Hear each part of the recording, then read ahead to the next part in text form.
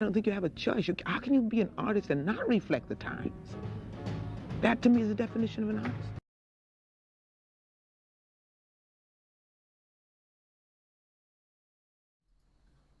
And we're live. Welcome to Music Matters with Jason Tramm. Thank you so much for joining us for our unique podcast community where we explore the triumphs and challenges of the performing arts world as seen through the eyes of distinguished colleagues.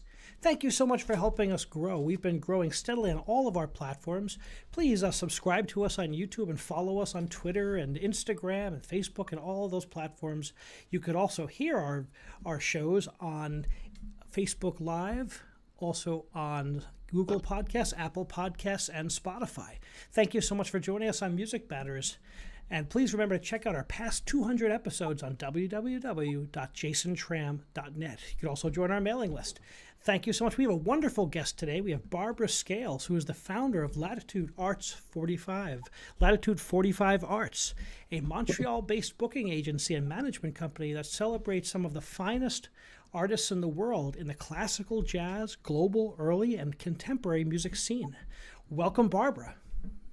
Thank you so much, Jason. It's a pleasure to be here. I look forward to our conversation. It's such an honor to have you here, and congratulations on the success of your organization. Thank you. We're heading for 40 years this December. What an incredible statement to the arts. And did you always know you wanted to work in the arts? I did. I mean, the arts have just been central to my being all my life, and my parents cultivated that in me. There were thoughts of performance in various art forms, music and dance, and even theater. But what I really wanted was to understand what it was all about, and so I opted to go to university and study philosophy. And I eventually wrote a master's thesis on the question, what does it mean to say that art belongs to its time? And I think that although I did my work largely based on ideas of Hegel, I think when I was heading off to university and in the period around that, in the late 60s, early 70s, the idea that artists were an essential voice for understanding the issues of one's time was extremely important.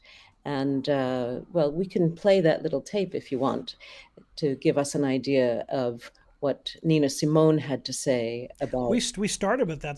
Before we came on, the tape played, so people saw it, and it was gorgeous. She's so striking in her statements. Yeah, Nina is.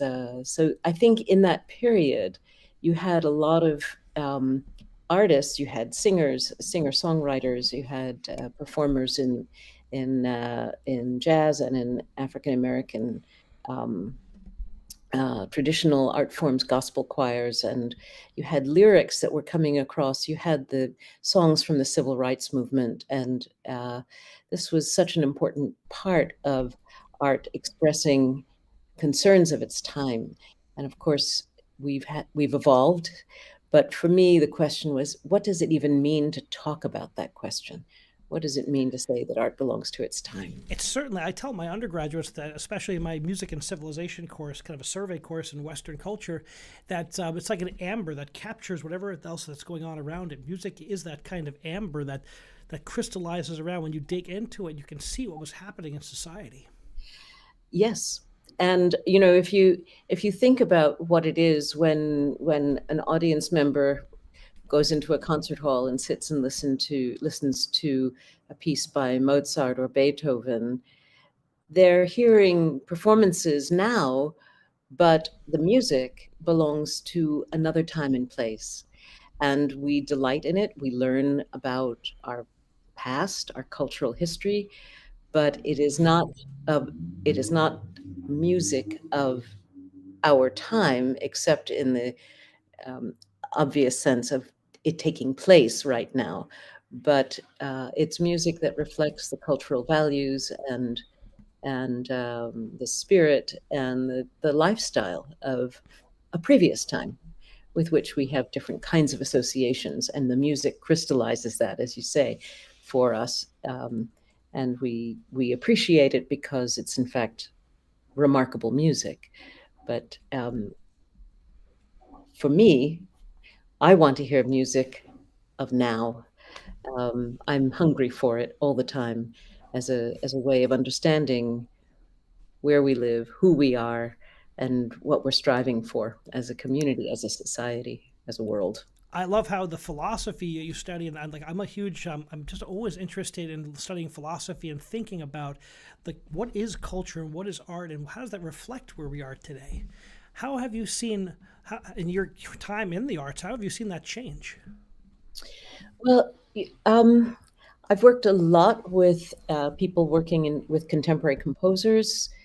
Um, so through the 80s, 90s, there was a lot of interest in composers of the second half of this 20th century. Also, the first half of the 20th, but very much the second half, that post-war Boulez, post-Stockhausen or Stockhausen, and after. Um, what were they doing to shape music? The conceptualism, the also the sort of ideological nature of European music. I hypothesized that people were trying to literally. I said this to somebody at the Musica Festival in Strasbourg. The director and I were having dinner, and I said, I get the feeling sometimes that this music written after the war was written so that people could not whistle it as they marched off to the crematoria, the way they were presumably, and we've been told they were whistling Beethoven, right? Hmm. So I think there was this idea that music should not be something that would give us a facile entry into um, just lighthearted um, engagement, but uh, make us really reflect, dissect, understand. And for some of that music was very successful in nonetheless being appealing, but a lot of it was not appealing, and sometimes intentionally so. And what I sensed was, just to answer your question about the journey, was that around the time of the millennium, when people said, oh, well, something terribly wonderful, important, something is going to happen and change. Well, of course, it's just an artificial definition that this is called the millennium, 2000, the year 2000. But I did sense a real difference in how people related to music and contemporary music. And I mean, I can talk about it at length. Absolutely. Yeah, it's amazing how we set these boundaries, like we say the Baroque period ended at 1750, which is of course just a kind of guidepost because there were Baroque composers who were writing in that style well past that, just like there are Romantic composers writing today. But it gives us kind of a guidepost, and I think that it's really fascinating. I went to conservatory in like 1990s, and looking at like even my professors were steeped in the second Viennese tradition of of Schoenberg and of that modernism. But we've seen such a change in the schools of composition. We're seeing a lot more minimalism creeping in and a return to tonality, but changed. Yes, absolutely. And were you going to school in the States in conservatory or? Yeah, I went to in the '90s, and I finished my doctorate in 2006. So it's just fascinating to see, even in my short time, and I'm 46 now, but I've gotten to see like this kind of switch over slowly. It's like I think it's like a glacial process. You have to kind of it's like looking down from a 747 and watching things gradually shift over time. Yeah, interesting. So what my sense was that with the millennium, people started asking different questions. It was no longer a post-war period. It was no longer a Cold War period. It was no longer a post-Cold War period. It was a time when I think people were looking for a different way of telling the story of their time. And I think that part of what happened was a number of different kinds of schools of music that came to the fore from the European and the American tradition, but also a growing awareness of different global traditions, which were their own classicism, and the way that that crept into Western European and American understanding of what's music. I mean, John Batiste said at the Oscars, I think he said, it's amazing. I write music. It's just the same 12 tones, but you can do so much. But now, it's not just 12 tones. You've got the quarter tones and you've got all kinds of stuff going on in music. And Borrow you've, from the Far East, and it's incredible what yeah, how much multiculturalism we're finding today in quote unquote classical music, because classical music by its definition can expand to include other elements. that's right. And I think in the Americas, we've been more open to the Latin American music, which also is much, for a number of reasons, particularly in Mexico. There was a recognition of the indigenous contribution to the nature of Mexican culture long before there was any. And in fact, if you can say there is a recognition in the United States or in Canada at this point. But in Mexico, it started with Diego Rivera and some of the painters who were insisting on telling the story of Mexico, not from the time of the Spanish, but from before that. And even though there was no written record, there was a real effort to tell the story as a continuous story. It obviously wasn't perfect, but there was this sense that this needed to be part of the story. And it's perhaps more reflected in visual arts than in music. But Mario Lavista, who's one of the leading composers in Mexico and professors of composition there, and really a seminal figure of his generation, but he was inspired by Carlos Chavez, who was much more connected to the period of Diego Rivera and Frida Kahlo and that gang of the visual artists. So I find Chavez's music so fascinating. It's so colorful and interesting, and it added so much to the rap. Absolutely. When I was being a dancer, I was asked to choreograph something. I mean, it was just like a class project. So I took the toccata for, what is it called? The toccata for percussion. Anyway, he has this gorgeous piece. And I didn't have the music, but I created a notation for myself so that I could analyze it and from a choreographic perspective. And it's just fabulous. And there's the rhythm, the rhythmic power and the energy in that music. And actually, I want to say, in terms of a shift in the 20th and the 21st century, we see an extraordinary presence of percussion in classical music that was not there before. It sort of crept in through Varese and Messiaen, and but then once the door had been opened, it was like Pandora's box. Suddenly, all of these percussive ideas from different world cultures crept into the consciousness of people doing composition. I love the African traditions, and of course the South American traditions, and the Far West tradition. There's so much. This Far East tradition. So much to be included. India. I mean, the Indian rhythms are mind-boggling, and I work with a Persian santur player from Iran who had to get out of town fast about 25 years ago. One of the stops he made was in India, and he worked with Shankar and his school of musicians. He didn't know that it was Ravi Shankar. It was just Ravi Shankar. It wasn't like Ravi Shankar. And he said, because of those 2 years he spent with Shankar, his music is not it. I mean, it's a whole different dimension, using the santur and the Persian improvisational tradition. Has been transformed for him through this work. And now he's a Canadian, and he's spending a lot of time in Europe, and he's just a really fascinating musician, Amir Amiri, and watch for him.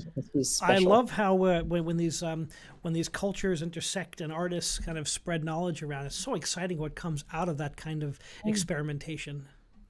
Well, that's been going on for a long time, hasn't it? I mean, Bartok was interested in the traditional music of the gypsies, or the country side around Romania and in the Austro-Hungarian Empire, and the fascination of Millau with Latin American rhythms and dance music. I mean, these this impact has been going on for a while. But now it's not just because a composer hears a little bit of something and says, boy, that's great. It's because there are whole movements of, I mean, there of migrations of peoples for various reasons, political reasons, wars, drought, etc. We're going to see shifts in populations like we've never imagined We possible. certainly will. We're seeing it in real time now in the news, certainly, aren't we? Absolutely, absolutely. And And art being what it is, it's going to follow the people and it's going to come to their new homes. And that's one of the really amazing things about immigration is it brings new ideas and new music and new sounds to wherever they come. absolutely, absolutely. And I think, one of the things that's been fascinating to me really is quarter tones. I mean, we are, it's not that string instruments couldn't do it. They just didn't because it wasn't in the canon, right? It wasn't, composers didn't use it. Maybe in a little turn or in a trill passage where you would really get a sense of a quarter tone or a. You can lift the leading tone or tune a third higher. Certainly, that's always been there. Yeah, yeah, there you go. But this, now we have an affirmative statement of a. I can't do it, but it's there, right? And and also the Santur has been fascinating to me because it's like a pre-piano, except it's not boxed in. I mean, in addition to having quarter tones, it's also not boxed in. So you've got harmonics, these harmonics which are just sort of floating up into the sky. They don't get cut off, and the resonator effect that the piano gives it. What you have is just this, and it's a kind of ethereal transcendence of sound. Um, we did an evening of improvisation with the Santur player and an improvising pianist who is out of this world, and the two of them together. You'd think, well, the colors are going to be so similar, but in fact, they're very different because. Yeah, the piano being a percussion instrument, you think that, yeah, it's got that different kind of attack to it, certainly.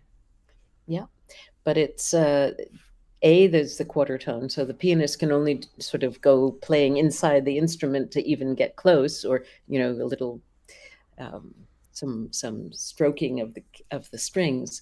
But it's also the fact that the Santur isn't boxed in. It's a so there are lots of interesting challenges for musicians now in adapting to this sound world. We had Jan Swafford on the show, and he talked about composers today stand at the kind of the rubble of so many different compositional schools, and they pick and they choose and they match them up together to make something totally new. And I just love that metaphor. Yeah. Now, how does someone steeped in the arts in New York City with dance and music and all that come to Montreal? So, what brought you to Montreal? Well, you may not know this, but in 1967-68, things were very turbulent in the United States, especially amongst students. And I spent a good deal of my time running from dance classes to demonstrations and back again. And my parents said, it's fine and dandy that you are accepted to the University of Chicago, but if you go to the University of Chicago, you will be on the barricades the entire time. We know you won't see a classroom. So they urged me to accept McGill instead. And they said, you speak French, you can be in a French-speaking city. And I did. I went off to McGill, and the first week that I was there, I had been warned not to walk east because it was dangerous. Well, I had grown up in Harlem and gone to a Harlem public school, and you weren't going to tell me that it was going to be dangerous. Thank you very much. So I went out and I walked east, and I was walking alone, and I put my nose in the air and I went sniff, sniff, and I said out loud to nobody, I smell potential. And to this day, I don't know what I meant. I don't know what I was thinking. In fact, I'm sure I was thinking nothing, but maybe I was just living with a sense of this is my new home. This is my new world. Let's see what we can do. And it's been a fascinating journey. It's wonderful living in Montreal. It has an incredible um, music scene that's nourished by academics, but also by a very dynamic immigration system in Canada, which brings people from different parts of the world all the time, bringing their instruments, their music, their culture, their food. It's a very exciting place to be, and also a Canadian government and a Quebec government, which really supports culture and cultural initiatives and experimentation in a way that I don't think you find through at least government subsidies in the United States. It's been Yes, certainly not through the government. That's always been a challenge. That's all private in the States. And boy, I think that's something that we need to work on as we move forward as a country. absolutely. I mean, I'm still a U.S. citizen, and my half of my heart really aches for that lack of structure and support for the arts. It's people make all kinds of excuses for it and say, well, that means that there's no government control of the art. Well, okay, but you know that the government will control it if they feel the need to, whether they're paying for it or not. And um, the the need for some kind of consistent support, not just for major institutions, which are now capitalized through capitalists, that is, people with lots of money um, in their back pocket, but um, it the artists who are doing stuff which is uh, challenging and exciting to a cultural status quo. These are all so terribly important. And I think um, even with the best will in the world, they're just not getting enough support from um, social institutions in the United States. And it could be Absolutely. It really came to a fore in COVID-19 times during the pandemic. I mean, I saw we had so many of my colleagues on the show, and the opera singers in Europe were basically government employees who were getting unemployment, and they were actually still working. They were maybe learning roles. They were assigned things to do. The American singers were in free fall. yeah. I had singers at the Metropolitan Opera doing things like landscaping. I had singers. I mean, everyone had to come up with something different. It was truly very sad. Yeah, yeah, no, it was. And I think the government, in a belated way, is trying to give some support through the SVOG program, SVOG. When I can't, the subsidy for venue, blah, blah, blah, I don't know what it is. Obviously I'm not entitled to it as a Canadian company, but the Canadian government has kept us going even now. They appreciate the fact that we're certainly not in a stable situation. We have two major composers. We've had Igor Stravinsky said he's really enjoying hearing from you, Barbara. We've had Johann Sebastian Bach says more funding for the arts. So thank you to the great composers who are watching us on YouTube. Yeah, yeah, from their heavenly homes. Great. Excellent. Yeah. So when did you know you wanted? How did you start the company, and when did you start the transition towards artist manager? Yeah. So in 1981, I broke up with my boyfriend, or he broke up with me, to be literal, and I had nothing to do that weekend. And I was the assistant director at the residence at McGill, and I noticed that there was a meeting of the Canadian League of Composers just down the hill from me at the music school. And I mean, I had regularly been going to concerts. That was another thing about Montreal. There were free concerts of orchestras, chamber musicians, students, and professors, and the radio orchestras of the Radio Canada and the CBC. I mean, it was a wealth of opportunities for concert attendance and a lot of new music, the Société de musique contemporaine de Québec. Anyway, I was going to concerts all the time. I was like a fan club all by myself with, knowing the composers and so on. So I saw this meeting, the Canadian League of Composers. I walked down the hill, I walked in, and there were all these composers whose music I had heard and who had been in the hall for various concerts. I recognized Claude Vivier's laugh, very horsey laugh he had. And I was horrified by the music critics, particularly one in particular, who treated all living composers, particularly those in the room, as divas and self-indulgent who didn't know anything about music really and just were, pretentious and so on. And I basically cleared my throat and said, I beg your pardon, and let's look at the music. And it occurred to me that since I had just finished writing my thesis on what it means to say that art, or to ask the question, what does it mean to say that art belongs to its time? I thought, well, maybe since the critics are not doing the job, maybe I could help to find a way to bring the sense of this music to a wider public. And I had no idea what I was thinking of, but I just thought maybe I could do that. And are we okay? Absolutely. Yep. So it's incredible that the modern music needs advocates. It needs people supporting, putting it out there. So I went to this meeting and I opened my mouth, and then after the session, one of the musicians who was present said, I hope you'll come to the concert tonight. And of course, I hadn't really been aware that there was a concert. And I said, sure, okay, I'll come to the concert. And it was pieces by the composers who'd been in the room.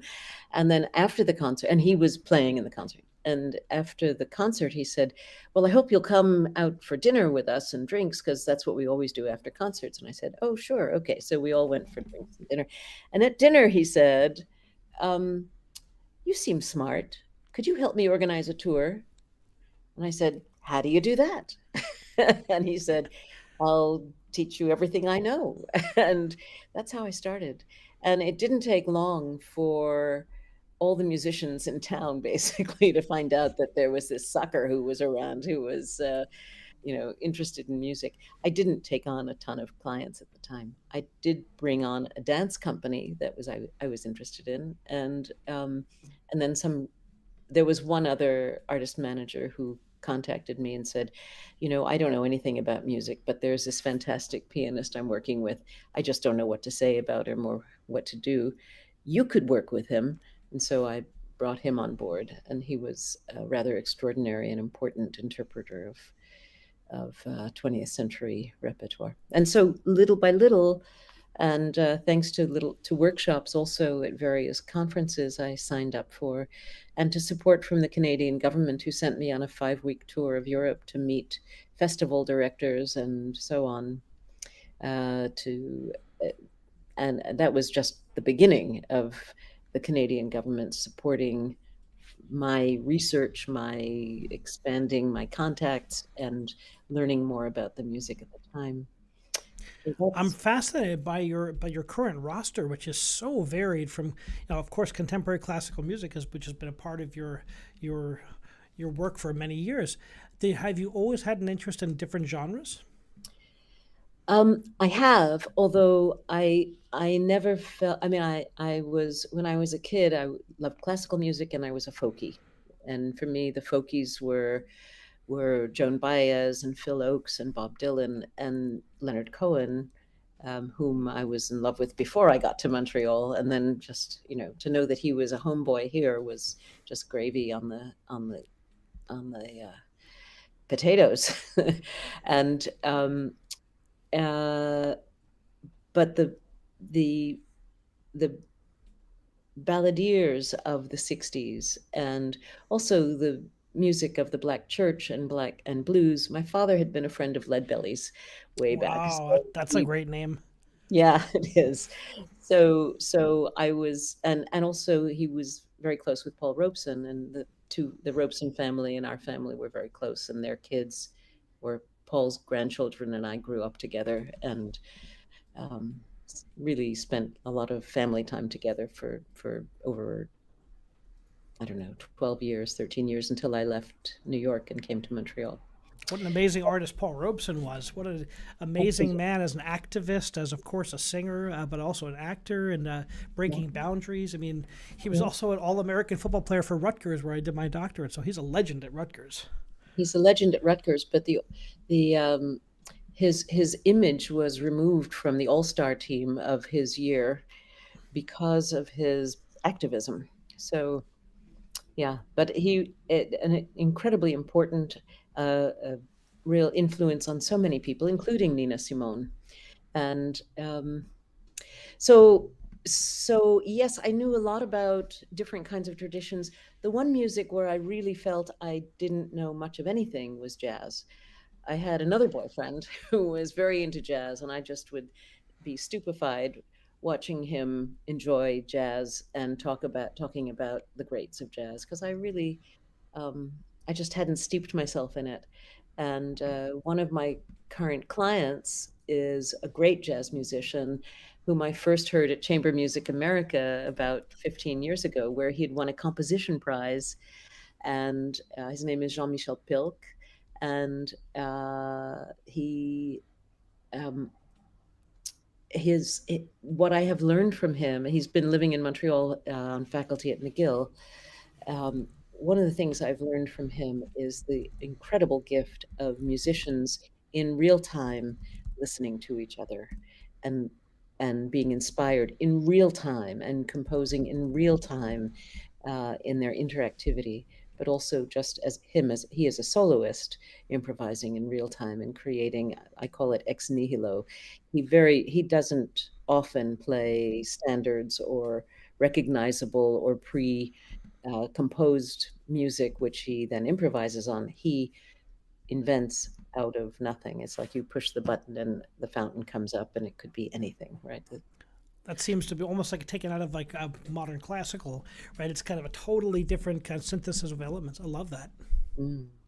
Yep. And it's, to me right now, it seems so urgent to have that kind of intense listening and understanding and experience of each other, whether it's in conversation or whether it's in musical exchanges amongst musicians, and the way that they can inspire us. I mean, Jean-Michel displays an incredible hunger for connection and also for the next moment. There's a aliveness in that improvisational engagement, which is um, inspiring and very important now as we try to dig ourselves out from really a time of trauma. And Great trauma, right? It's we've all come out of this, and and now it's also, in any time of great struggle and strife, there's always, like, we always learn, we always advance, and I think there's always a great outpouring of music that comes as a result because we process our grief and has to come out in the arts. yeah, yeah, yeah. I mean, I think, there's a wonderful quote from Elie Wiesel. Um, he said, God created man because he loves stories, which says to me that it is urgent, because I really believe that man created God. But so if man created God, to have a God that creates man because he loves stories, um,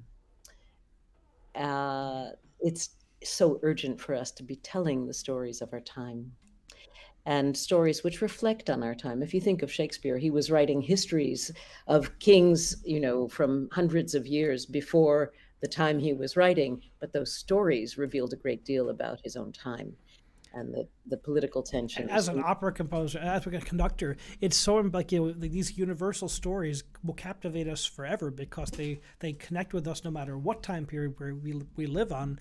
We can always find that common humanity with the past. That's what I love about Shakespeare, and but it's so important that we're recreating the art today, because otherwise it could easily become a museum piece and then become not as important or vibrant. Right, right.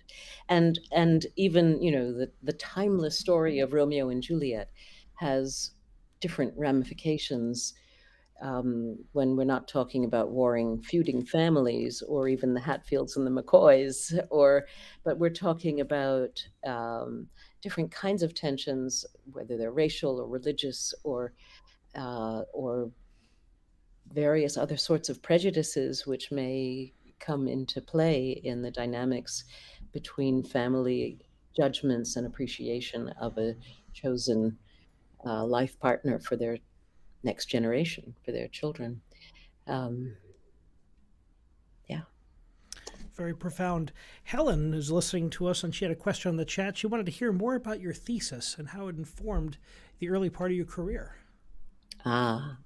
So thank you. So my thesis was on the question, what does it mean to say that art belongs to its time?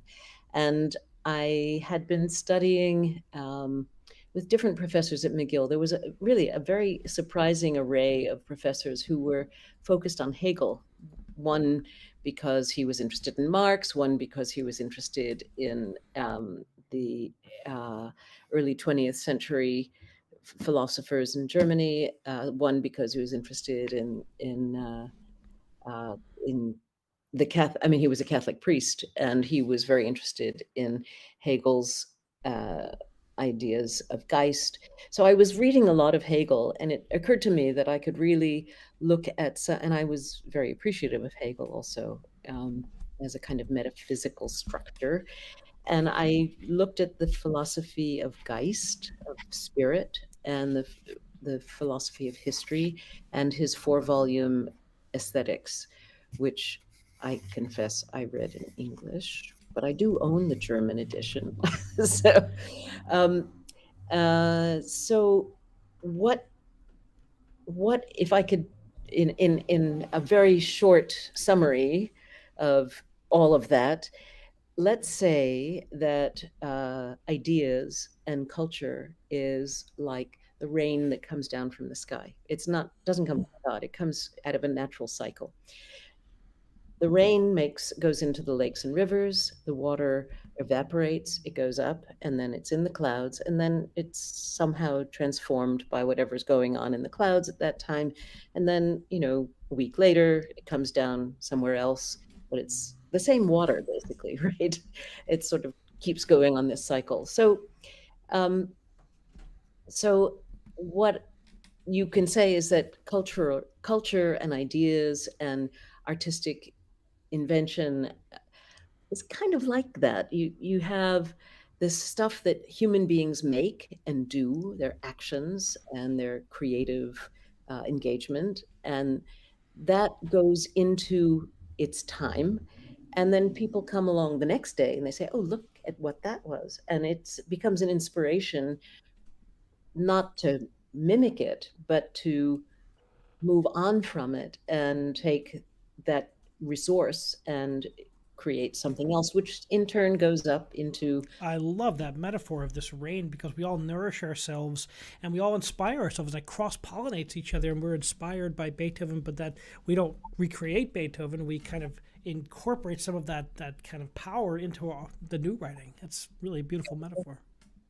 So, how did that impact my early career and my daily life, even now? I think largely because I'm always wondering, well, what's going to be the next incarnation of this idea, which in fact, it's not just an idea which keeps going. It's not like one idea that just dots along and people say, oh, I'll take that idea and do it this way, and I'll take the same idea and do it. The idea, the Geist, the spirit is always changing. It's transformed by what the human beings on Earth have done with it. And I don't really believe that there is a cosmic thing that is called Geist that hovers above us or anything, but I like the metaphor, but I find that culture is a universe in itself in some way. It's not a closed universe, but it's one where we are constantly discovering and reinventing and learning, and the hunger that I mentioned before, that appetite for the next moment and for it to be better and more beautiful than the last moment is what keeps us transforming and creating something new. So that's what I listen for. If somebody comes to me and says, I had, all these firsts in my conservatory degree, and I'm a fantastic performer, and I won this competition, and I say, well, that's nice, but what do you want to do with your music? What do you want to do with those fingers that can do all that? What's inspiring you? Where do you need to go? Not what you can do, but why you would do it. And so I've turned down a lot of musicians who've had very fine careers, but it wasn't something that would mean a lot to me to champion that. So You that bring up such an important thing about the connection between the artist manager and the artist, and it really takes a special connection. What is it you look for? So you look for where are you going? What do you want to do? Because you take a young artist, and it's kind of they can go any direction. right. Right. And more, I think as my brand or my reputation or whatever has sort of evolved, um, I'm approached now by artists who kind of get the idea that I might be interested in what they're doing if it's something a little bit different, um, or if it's something where they are in fact seeing that some of the artists on the roster already are people that inspire them.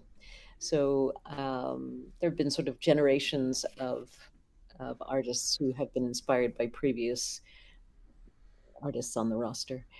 But it's what I look for is, well, some of the qualities we've been talking about, but also people I can discuss their work with and who are able to articulate it, but also to put it into practice and to protect it. They are, if they are ready to protect it, I'm ready to watch their back.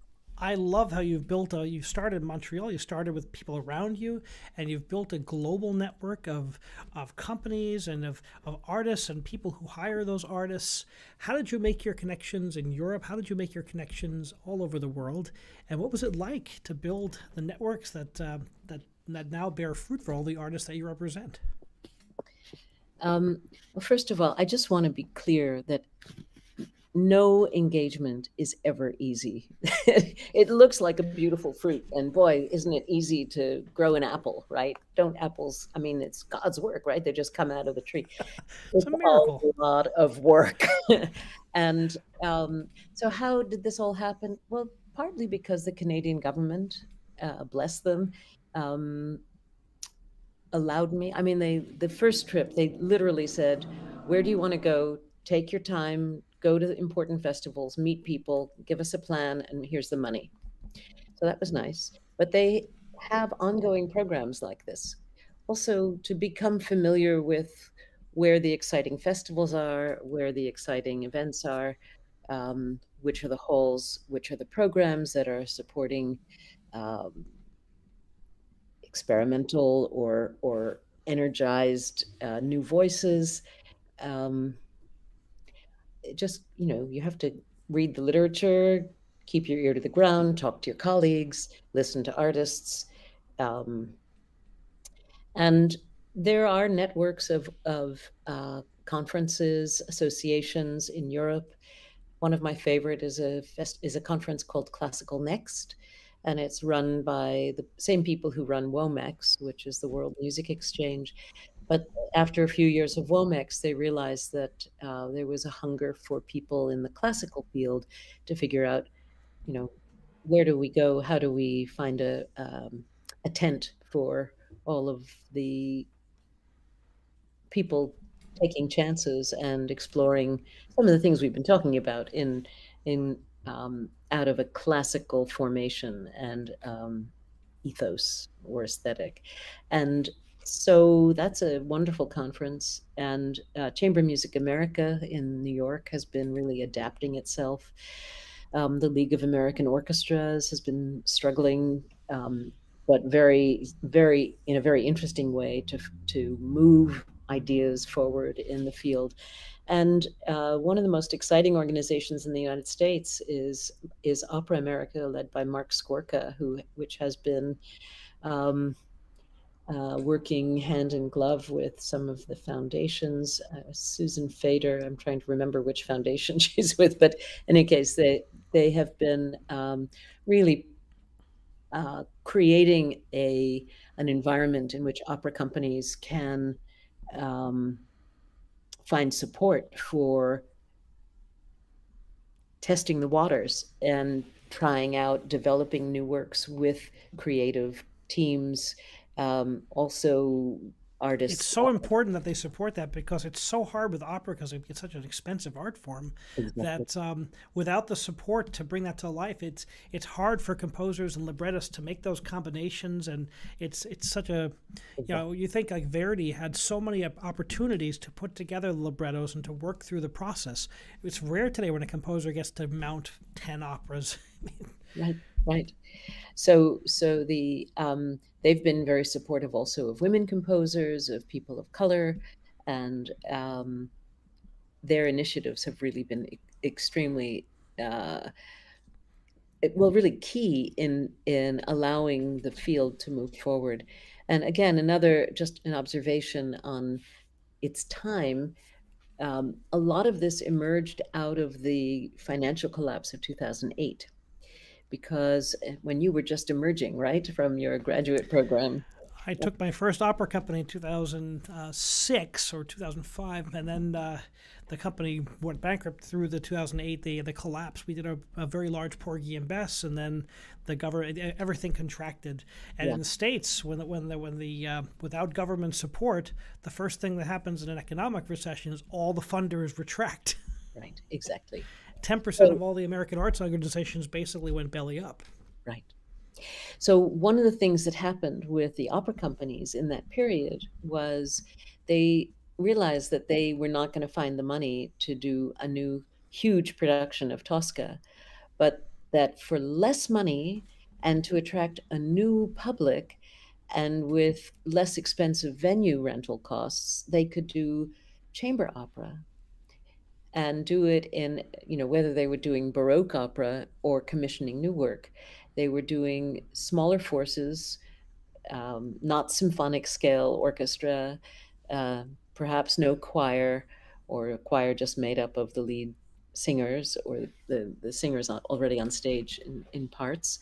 And that with contemporary opera, they could be telling stories which would be very attractive to a new audience. And one of the things that I think it's a truism, but I think it's right. I mean, it's one of those sort of things that people say, but I think it's true. So, um, uh, audiences who are interested in contemporary literature, new books, what's coming out, are the same audiences who go to exhibits of new art, to see new artists. They're the same audiences who go to see new plays, and they're the same audiences who go to hear new music. And so that's an audience that was not going to the opera. Good point. Especially, they don't want to see your grandmother's opera, right? That's what I always say is they want to see reimagined. Even if they go see a classic, they want to see that classic reimagined. They can be seen through a different perspective. They can have a different, more varied cast. I mean, I'm seeing amazing things in New York with companies that are performing in abandoned streetcars or non-traditional venues with projections. I mean, there's so much that can be done. Yeah. And it's sort of like Peter Brook's Poor Theater, this idea that you start with the empty space and you do the bare minimum. And this is what Shakespeare did. The staging at the Globe Theater was all, just the minimum. But the point was to get the story across. And we're seeing that with a lot of the opera productions that you've described, but also some of the new work where you've just got smaller forces at work. And it's very interesting to see how that's evolving. And Mark Skorka has just been a genius in establishing. He's been leading for a very long time, and it really has led through some of the most challenging times we've faced. So, bravo, Mark Skorka. In a really creative way. You asked at one point, or you mentioned that we would talk about what happened during the pandemic. So yeah, how has that affected? What have you learned about yourself, and what has kind of inspired you in this challenging time? So, well, for one thing, I had been getting on planes every 2 weeks for the previous 20 years, and suddenly I wasn't. So I got to stay home, and I could do a lot more reading, but also, sort of, I could cultiver mon jardin. I could, grow my tomatoes and sort of think about the nature of life. And I mean, it wasn't quite like knitting, but it was, just, thinking about things. But I did do two, I think, very important things, at least for me. One was in the early days of the pandemic, I had a daily noon gathering of people in Quebec, where we, with Les Violons du Roi, the director of the Orchestre National de Jazz, individual musicians, composers, and so on. And we said, what are we going to do? And what does this mean? What does it mean for live performance? What? And it was one of those. And then things started to, programs started to emerge. We weren't the only ones worried, of course, and so we sort of adapted. And there was the National Arts Center that was giving $1,000 to anybody, and finally 700 of these $1,000 gifts were made to artists to supply a 1-hour video that they could show on Facebook, and that went through June. But what I was thinking was that we really don't know what we're doing. I mean, I was negotiating contracts or renegotiating contracts for big engagements where the presenter said, okay, so we won't do a live performance. Can you just send us a video? And I said, okay. And the artist said, okay. And none of us were film producers. But as somebody at the Cincinnati Symphony said to me, we're all TV producers now, right? We've all had to become de facto TV producers and content creators.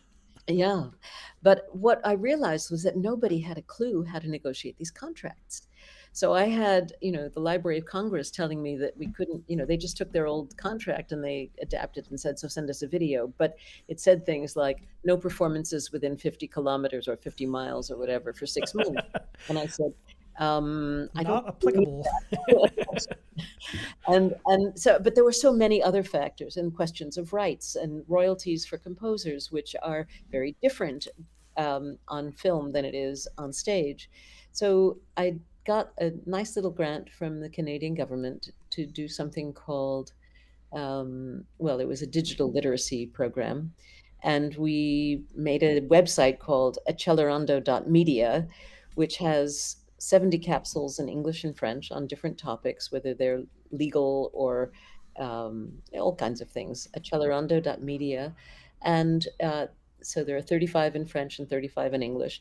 And it's just a beginning for people to not to take it as a consult with a lawyer, but just to have a tick box, a bunch of tick boxes, and say, well, if I'm going to make a video, I need to think about whether I'm going to monetize it or whether it's just for visibility, or if I do monetize it, where's the platform I can use to monetize it, and how do I pay the royalties to the performers, to what contracts do I need to sign to buy out the rights from the performers if I do that, and what do I have to do to pay the composers, and who do I negotiate with, and how do I get through? And the publishers were overwhelmed in this period because publishers were going crazy, and it was taking months to get answers. Wow. So that's one thing I did. But it takes someone like you to ask the questions and to start thinking through these processes. And who would have thought that these are the questions we'd be asking? I mean, in the heat of battle, right? Right. I mean, and I had colleagues, and bless them, they said, nope, I'm not interested in video. Nope, I'm only for live performance. And I said, well, okay, but I want my artists to keep going. I want them to have something to do. I want audiences to have something to do.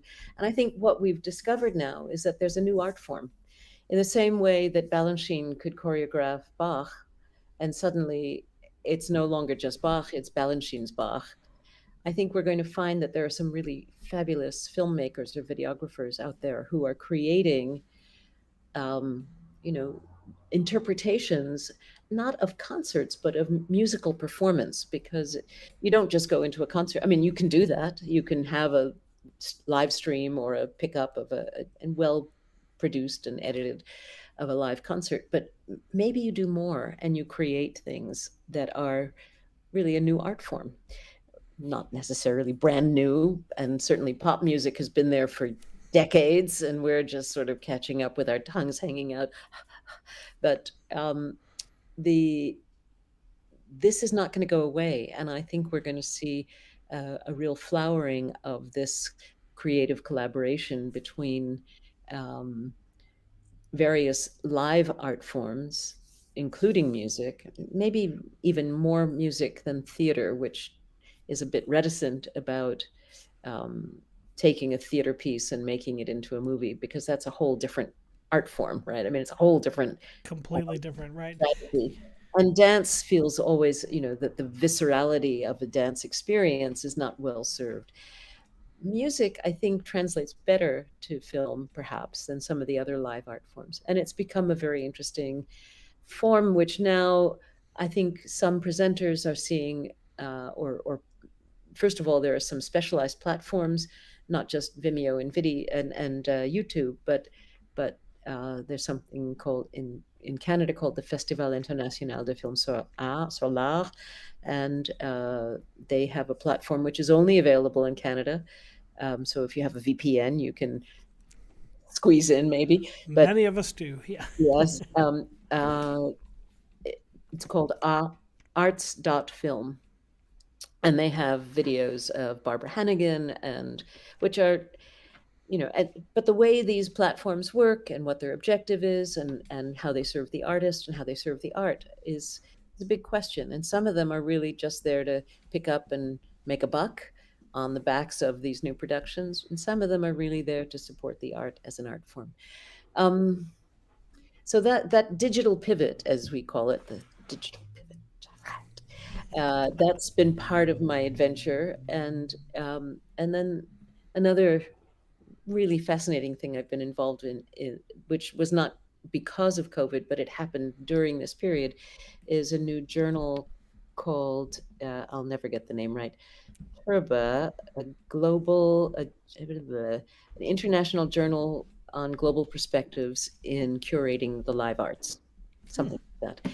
And so it's really, it's picking up on a dynamic which has been taking place in Europe and in the United States, and to some degree in Canada, and to a lesser degree in other parts of the world, where there are academic courses in curating the arts.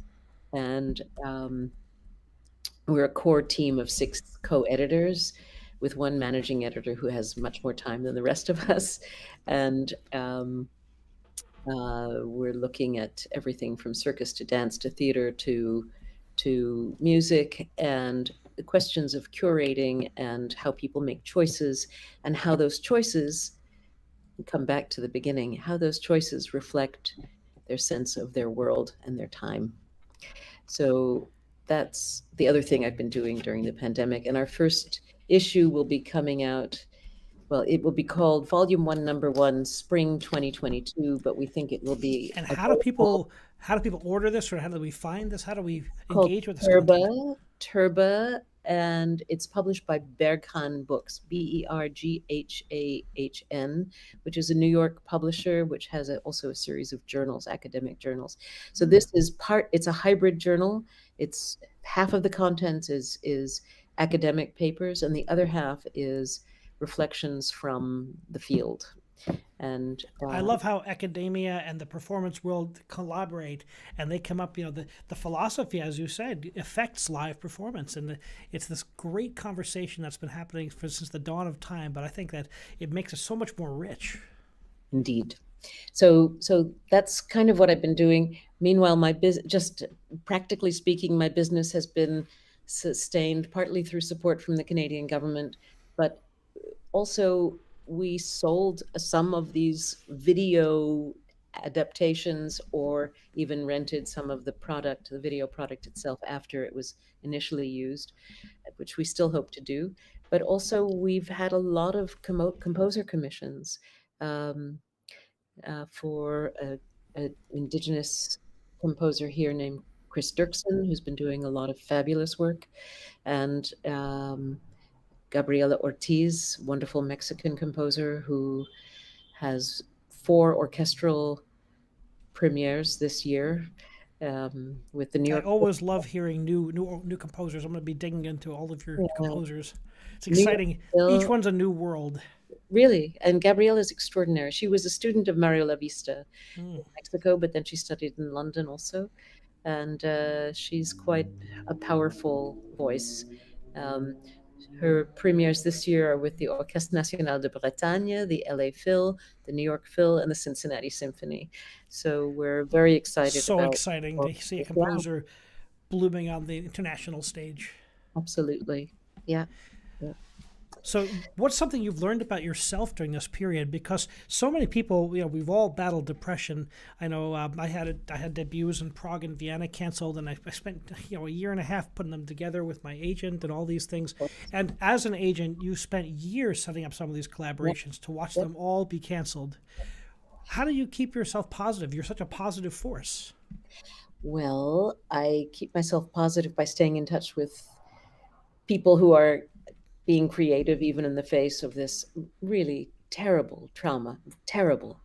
I have stayed connected to associations and colleagues in Asia, stayed in touch with people in Europe, of course, and the States and here, but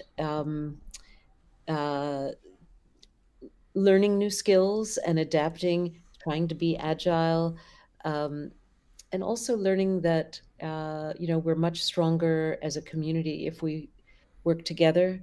The website that we made about digital literacy wasn't for us, and in fact, the grant was used to pay a project manager, and all the experts in our company didn't really get much of it. We had to contribute to it, in fact, but and we put it in Creative Commons. There's no revenue ever expected from it, so but that's. I think we all need to be in kindergarten together to learn this new vocabulary, and then to be able to do with it what we will, but to do it right, and to understand at least what kinds of questions we need to ask to get it done right, and who are the experts we can go to. So I guess I've always known that you have to work in community, but this was clearly for me a great time for not just me, but to see my colleagues and other parts of the world, the global community in the arts, pulling together. It has been amazing to see how the artistic community has banded together, and how we've all kind of gotten together on groups and found discussion points, and because we had so many colleagues suffering. I mean, people reaching out to other colleagues. It's been so important to see that, and it's renewed a lot of our faith in our field. I think that's the right spirit. Yeah. And I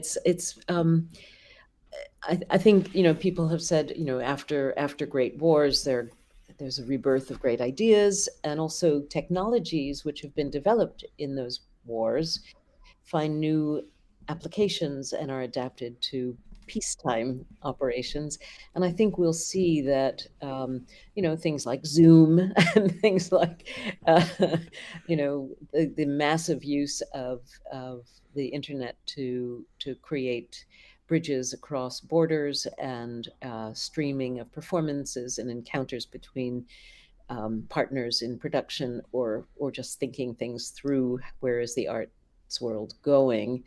We're going to see much more of that. And I think we'll also see a lot less climbing on airplanes when we can avoid it, partly out of respect for Greta Thunberg and the planet, but also partly because we've discovered that we can do a lot of very good work online.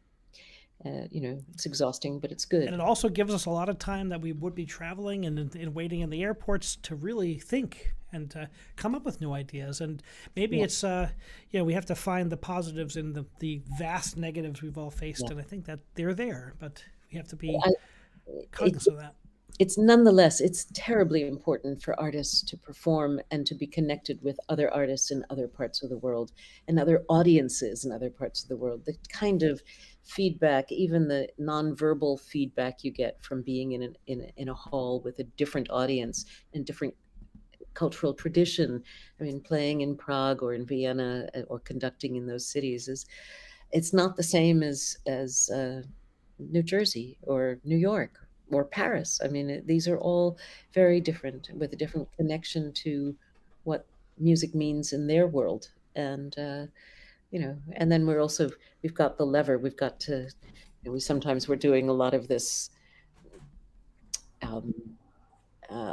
bringing new ideas and having to see, can they fly in this area? And if they can't, well, what do we have to do to the people to get them to understand that it should fly? So, yeah.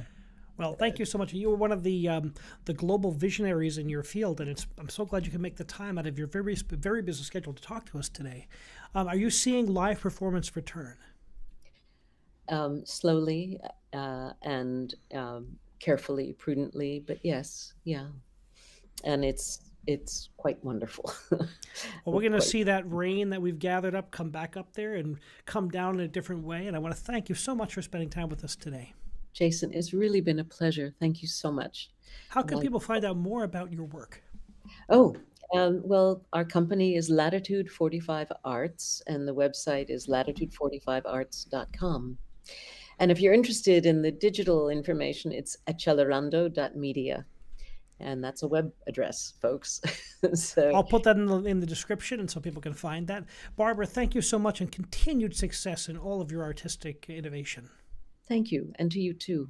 And perhaps our paths will cross soon again somehow. I hope so. And I always, it's amazing how these type of platforms, we can make connections that we've never had before, and we bring new ideas to light. Great. Thanks. Thank you for joining us on Music Matters with Jason Tramm. Please remember to subscribe to us on YouTube and share our videos and our content. We love it when our community learns more about each other. Thank you so much for joining us. And remember, keep music alive.